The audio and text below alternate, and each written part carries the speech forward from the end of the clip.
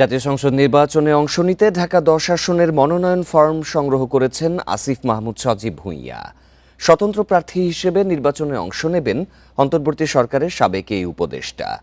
New market, Dhanmondi, কলাবাগান ও হাজারীবাগ এলাকা নিয়ে গঠিত ঢাকা ১০ আসনের মনোনয়ন ফর্ম সংগ্রহের পর আসিফ মাহমুদ বলেন, উপদেষ্টা হিসেবে যে অভিজ্ঞতা অর্জন করেছেন তা নির্বাচিত হলে কাজে লাগাবেন। নির্বাচনের স্বাভাবিক প্রচারণায় ঝুঁকি রয়েছে। শরীফ ওসমান হাদী হত্যার সাথে জড়িতদের গ্রেপ্তার করতে না পারা সরকারের ব্যর্থতা। প্রার্থীসহ সকল জুলাই অভ্যুত্থানের নেতাদেরও নিরাপত্তা নিশ্চিতের দাবি জানান আসিফ। রেইনবো অলরাউন্ডার এক্সটেরিয়র পে বাড়ির বাহিরের দেয়ালের সুরক্ষা নিয়ে থাকুন নিশ্চিন্ত, সাথে পাচ্ছেন 10 বছরের ওয়ারেন্টি। বলেন, নির্বাচনী প্রচারে স্বাধীনভাবে বের হতে না পারলে পিছিয়ে পড়ব।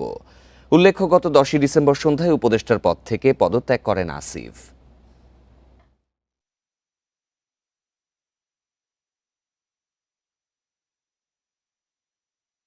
নানা গোষ্ঠী দেশকে অস্থিতিশীল করার চেষ্টা করছে, নির্বাচনকে বানচালের চেষ্টা করছে। আওয়ামী লীগকে ছাড়া তারা কোনো ধরনের নির্বাচন হতে দিতে চায় না।